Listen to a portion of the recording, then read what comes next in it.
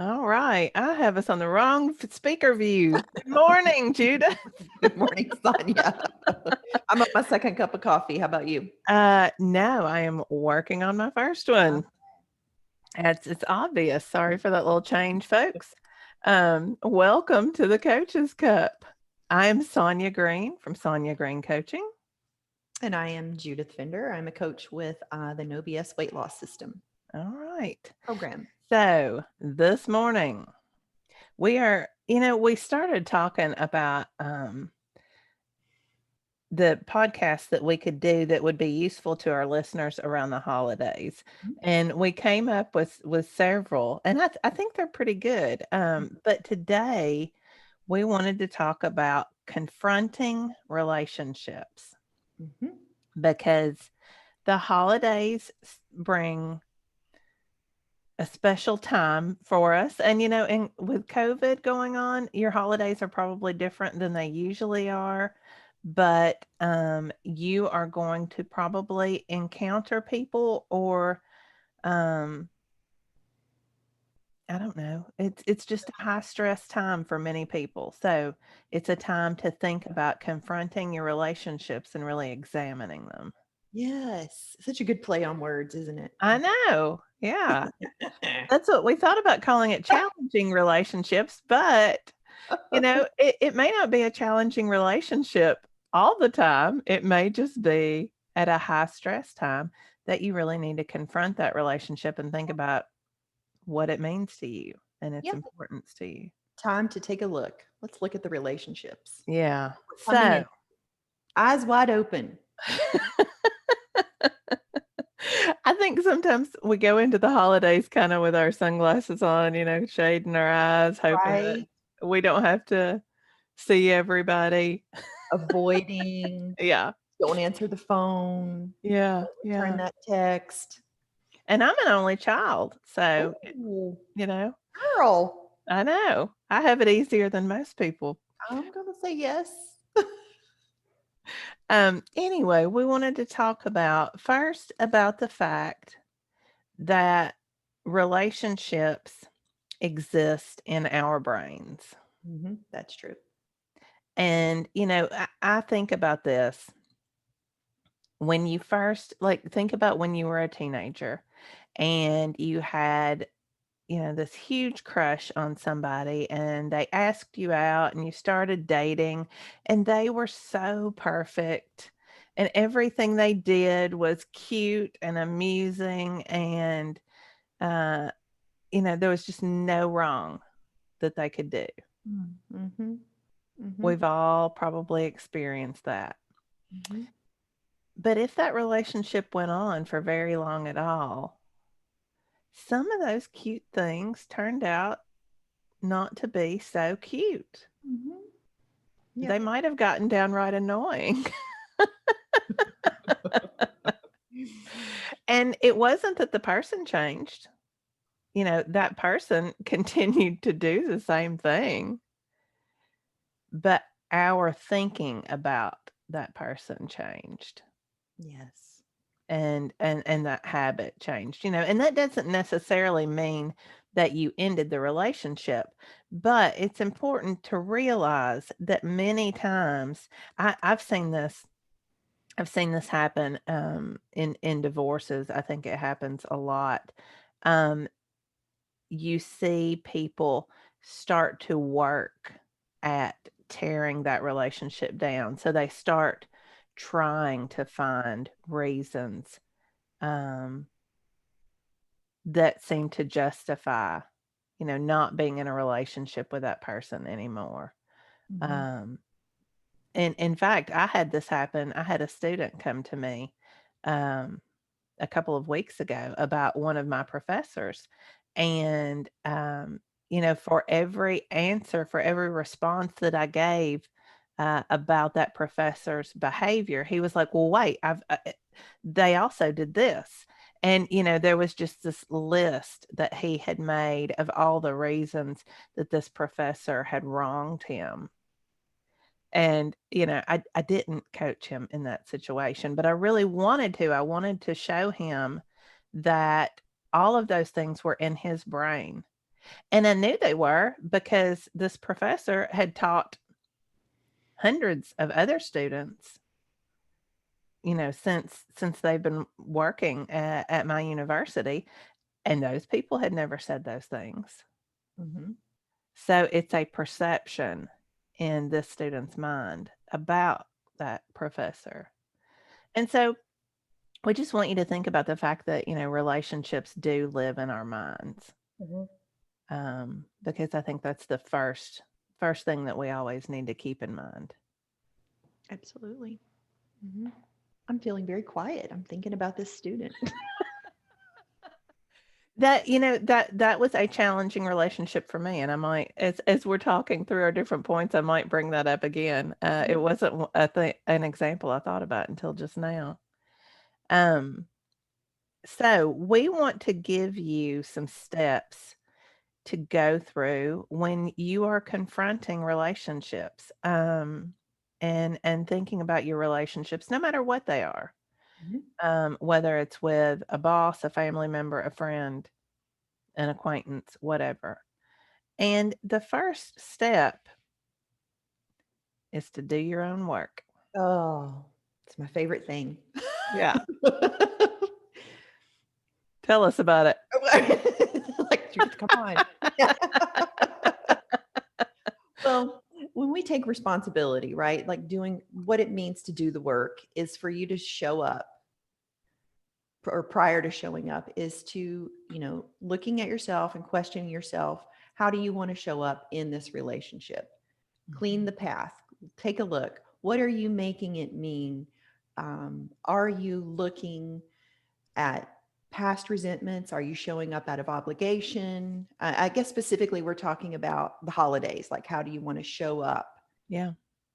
And just when we talk about owning it, taking responsibility is putting it back on you and realizing, because of your thinking and your feelings, that you can control how you perceive people and how you want to show up. Yeah. Yeah. And that takes work, right? If you really want a relationship to be a positive experience, you have the power to Mhm. create that in your mind. But that doesn't mean that's where your habit brain's going to go. Right. The habit brain. The habit brain may go, we were talking last week's episode when we were talking about gratitude. We were talking about sometimes going into a family gathering with dread because a relative always acts a certain way. Mhm. If you're doing your own work, you are getting rid of that dread. Mhm. You're not carrying it into the event, because if you carry dread or any other negative emotion, what result are you going to get You're going to get a negative result. every time?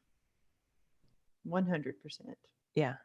Yeah. So you got to throw that out and, just figure out how do you want to show up? Like you said, I love taking that word responsibility.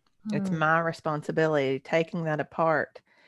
And that means I have the ability to respond however I decide. Give yourself some power back. Oh, this is victim or vulnerable. Yeah. Mhm. How many times do we want to make ourselves a victim in a relationship, Mhm. um, that is at some negative point? Right. And that's what, if we're not taking responsibility, then we are showing up as a victim in some way. We are creating, a drama story in our head that Mhm. we are powerless, that we have no control, and that we are not showing up good. I'm just going to just be just brief on this. Like, Yeah. it's so optional. Yeah, why would you do that? Why would you give your power away to someone who most of the time you would say they don't deserve it? They don't deserve to have the power in the relationship, and yet you're handing it to them. Yeah. So take that back. Show up. Decide how you're going to show up and do the work to do that. Hmm. I like that. All right. Point number 2. Understand that we cannot Oh, control other people truth, and their responses. truth. I don't even know, like, it's such a, there was a point where, like, I didn't understand this Mhm. because in my brain, I wanted people to show up a certain way, or I had expectations, hopes, and spend a lot of my mental energy being in the space of others, thinking that, whether just past relationships. Yeah. Um, don't want to get too specific on here. I'm like filtering myself. That's hard. But yeah, we can't control the other people, and like and it's exhausting. It's exhausting to even think you can, because you Yeah. can't. I mean, I honestly, if I am taking care of me, that's work enough. If I'm doing the work it takes to show up, that's work enough. I really don't wanna add trying to control everybody else to that too. I'm really Doesn't mean I don't do it sometimes. Yeah. I'm looking forward to the holidays this year. I've got a really good headspace about me, and I've Yeah. totally, like, such a good feeling. I feel like I just said this on our gratitude one as well, that when you've done the work and you know yourself and you know what you can and can't control, it's just such a good feeling. I have Yeah. no expectations of Yeah, others. and, I think sometimes it helps to be able to when you're thinking about the fact that you can't control others, it helps too to think about to try to be empathetic about why they may be reacting the way they are. Mhm. And I was thinking about, a boss that I used to have, years ago, and he was really difficult. There were a lot of reasons not to not to like him, especially. Um, and and for me, he triggered a he made me think about, I've told you before with my first grade teacher who kind of publicly shamed me. She would, she on a couple of different occasions, stood in front of the room and directly dressed me down, um and that was a very humiliating, shameful experience, and there was something about his manner that made me feel that same way. Mhm. Mhm. Um, Not that he publicly shamed me, but there was just something there that made that connection for me. And what I have tried to do since then, um, is I didn't know thought work at the time, but what have tried to do this since then is think about what is it that put him in that space. Because really his reaction speaks volumes about his own experience. Right. What were the insecurities that he was feeling? What were the things that may have happened that made him feel like he needed to have such a tight control on things and express himself the way he did? And I think that thinking about it from that perspective has allowed me, well, number one, I've looked at it from curiosity instead of from a negative headspace, but I've also tried to look at it in a compassionate way. Mm. There's something that probably some negative experience from his own childhood Right. that created this person that he became. Mhm.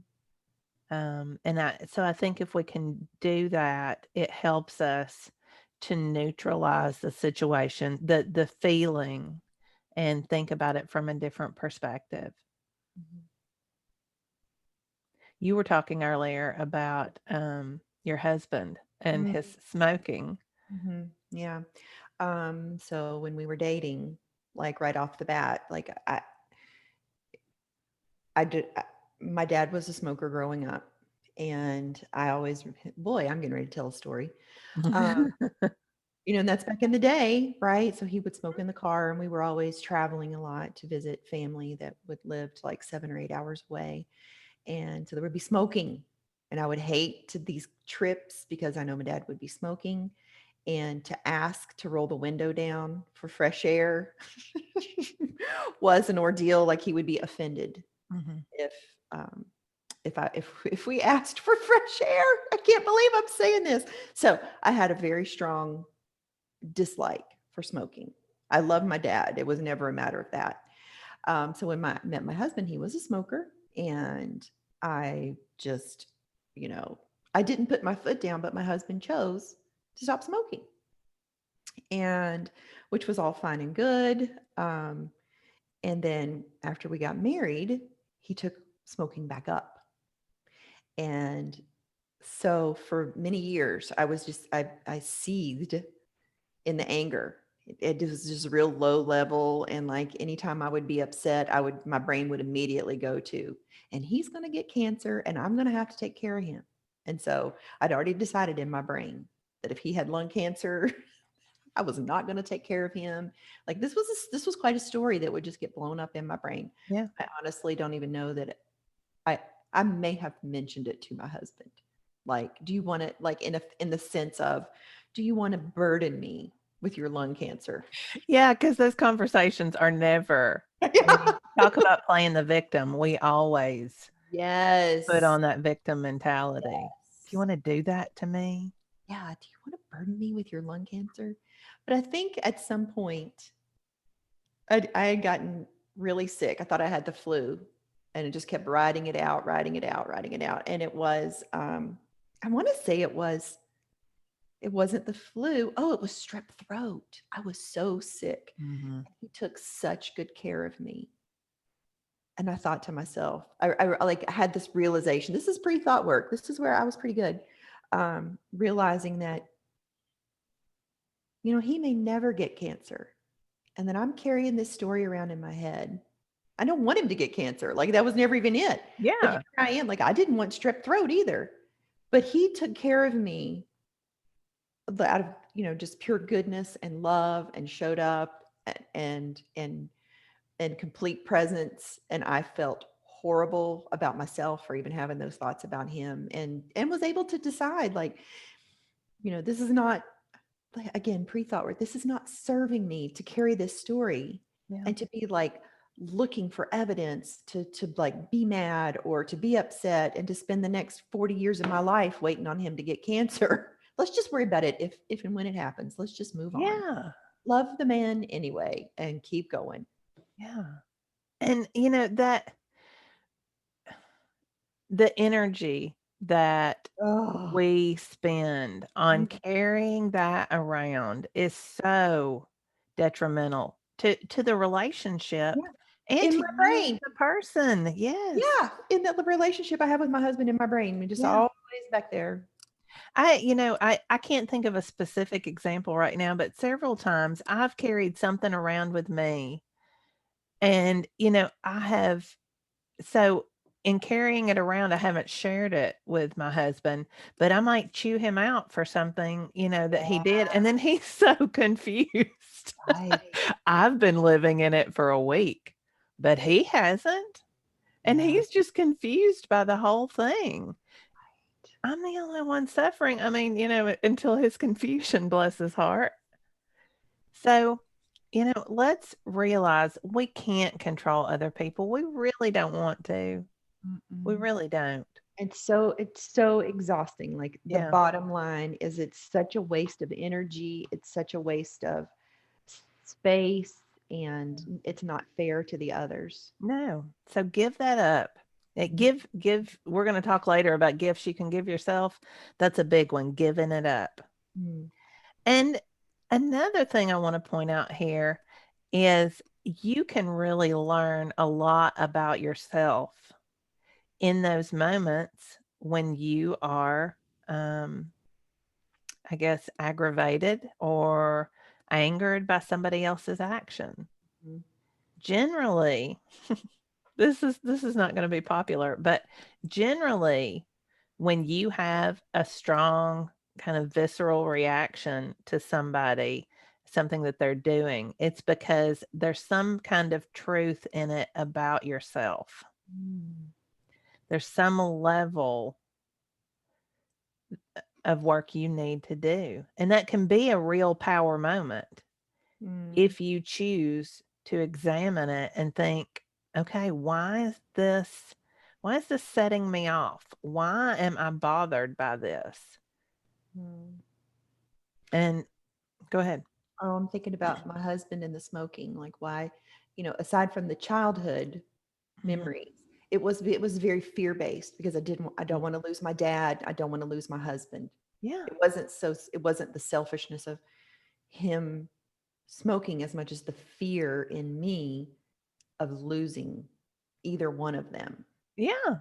Yeah. And so often, that's um sometimes fear presents itself as fear, Mhm, but many times it presents itself in a very different way. It comes out as anger because we don't know how to mhm, we aren't good if we haven't been doing thought work for a long time. We're not good at recognizing, oh, that's fear. mhm. And so it's going to come out in some other way. And many times fear does come out in anger. Yeah. Yeah, that's a great point. Mhm. Mm, So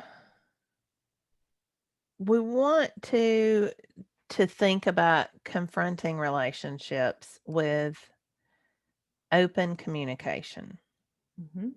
And this that doesn't mean telling somebody exactly what you think and how they need to fix themselves. I hope that that's evident by this point. But in in owning your own part in a relationship, Mhm, um, loving the person enough and loving yourself enough to have open communication with them when it's necessary. mhm. Many times, especially during the holidays, I think we start to feel a sense of resentment Oh, yeah. about the things that we have to do. Mhm. And so when you're talking about open conversations, that's you being willing to look at the questions or the expectations that you have.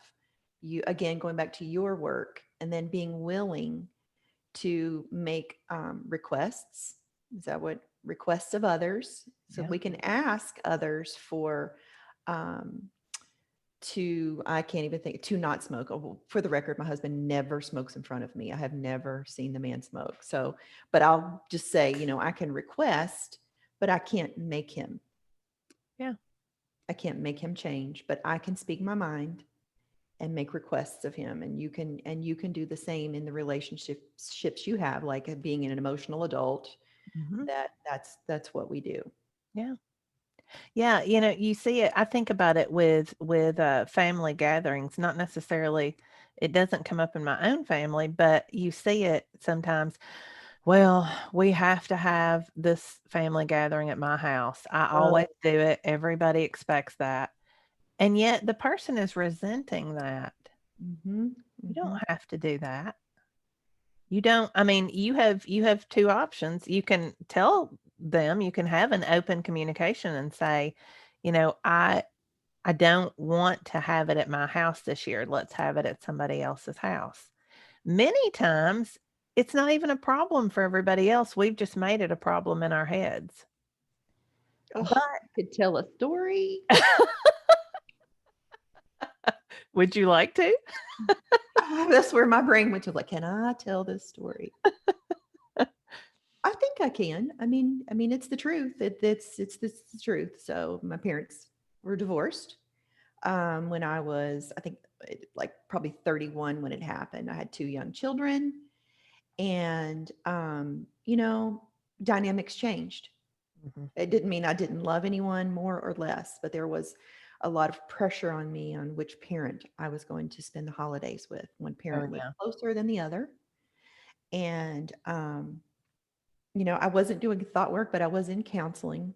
But I made the decision with my husband, like it was just so overwhelming to choose which family to go to, Mhm.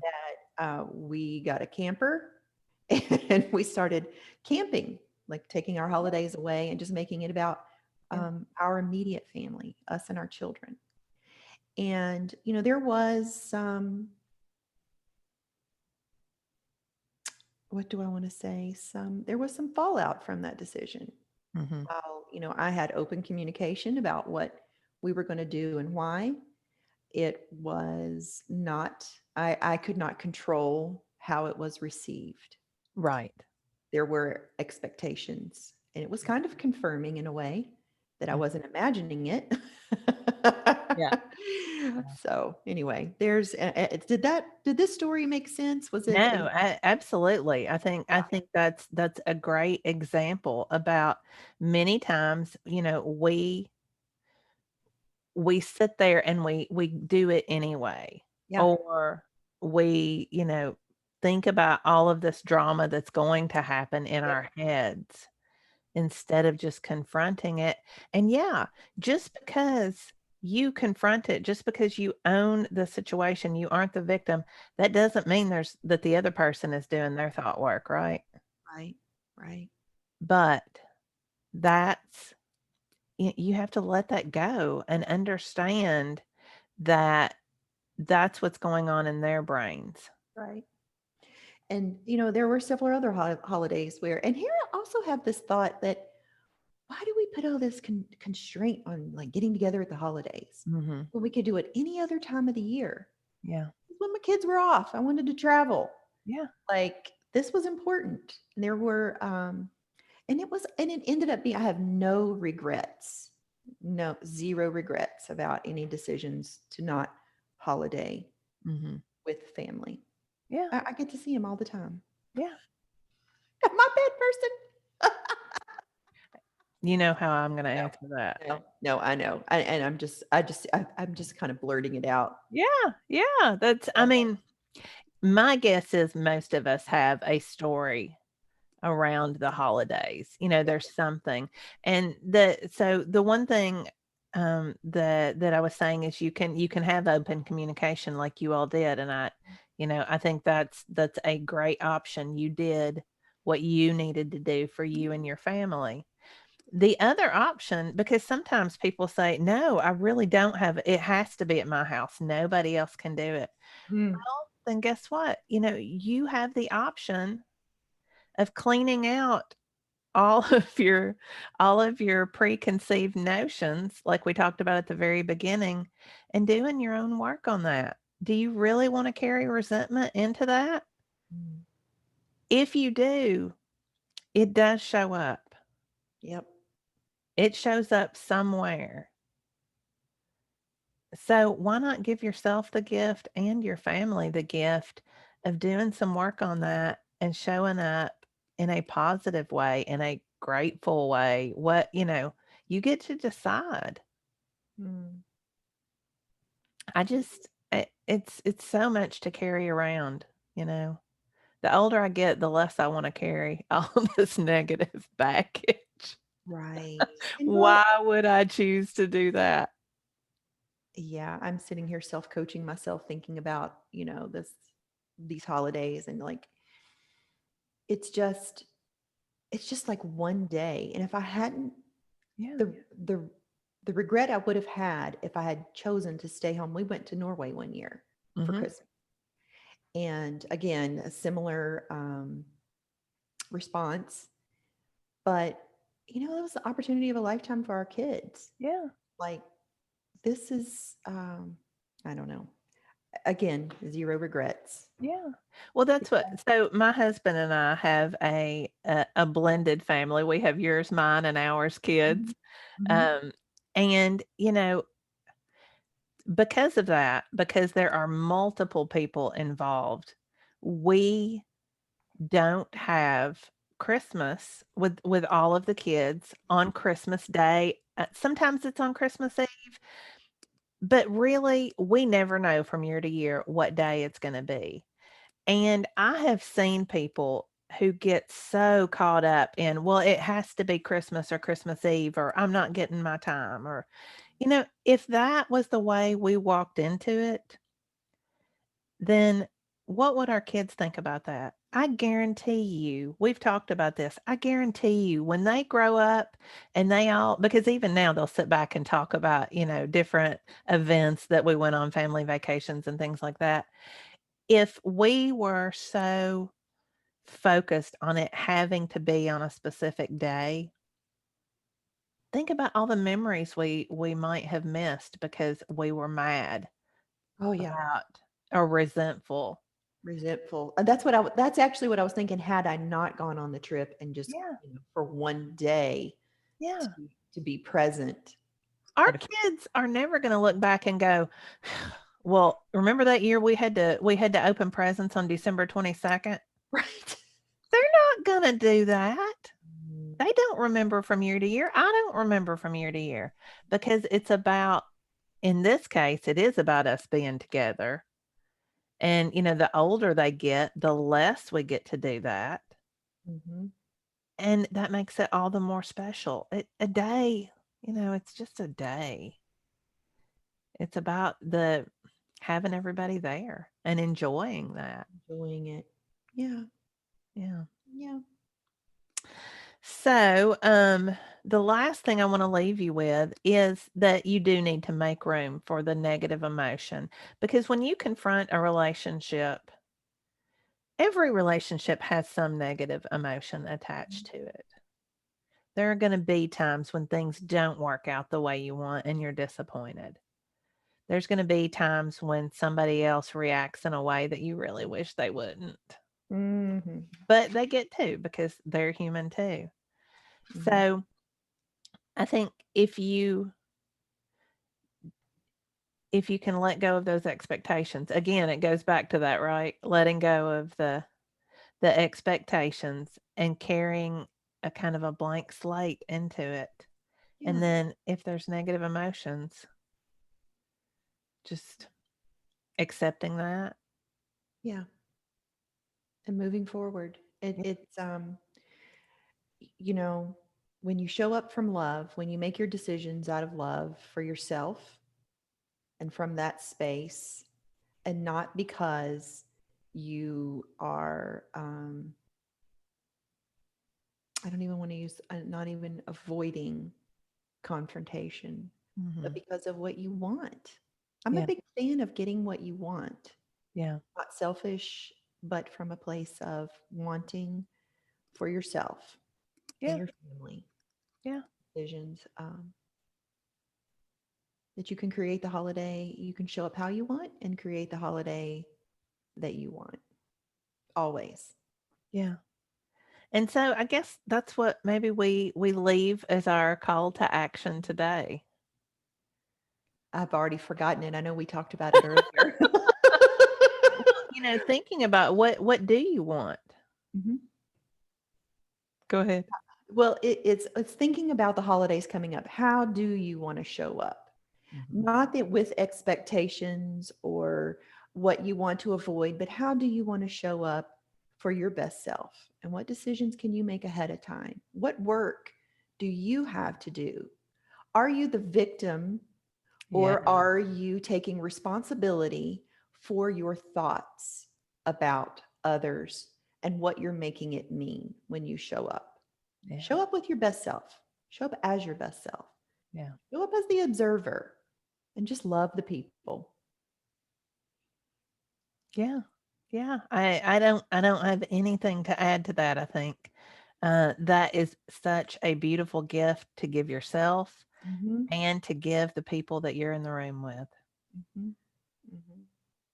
I agree. I agree. All right. Anything else you want to say before we wrap it up? Oh, well, I'm ready for some turkey dinner now with all this I holiday know, I talk. know. I bought my cranberries the other day, so Did just you? in case. Yeah. Yeah. That's a That's popular meal it's around here. what a popular That's my daughter's favorite, is cranberry. it? Mhm. It was always mine growing up too, my favorite. I make them for me. Me too. Oh. I'm the only one. I'm the only one in my family. Oh. My sister-in-law who passed away, this last year, she would always I made fresh cranberry sauce, and she would always eat it, but we were the only 2 that ate it, so this year, I'll make it and I'll think of her. That's so funny. I remember my husband when I made it the first year, because there were many years that I didn't make it, and then Uh-huh. it was my year to make it. He's like, he'd never had it, that it wasn't in a can, which is so funny to me because I like look at that can stuff and I'm like, what? Yeah, what is that? What? That's like jelly, What did you do to that poor cranberry? right? Anyway, sorry. Oh no, that's a good it's a good memory for me. I'm gonna miss her this year, Aw, and I'm gonna enjoy, cranberries. thinking about a lot of good memories. So, all right, folks. Well, we will see you next week when we're going to talk about gifts that you can give yourself. Okay. And until then, you can subscribe to us on iTunes or YouTube. And if you're doing that, would you please go and give us a review as well? We would love to end the year with a few more reviews. Um, so we'll see you later. Bye. Bye bye.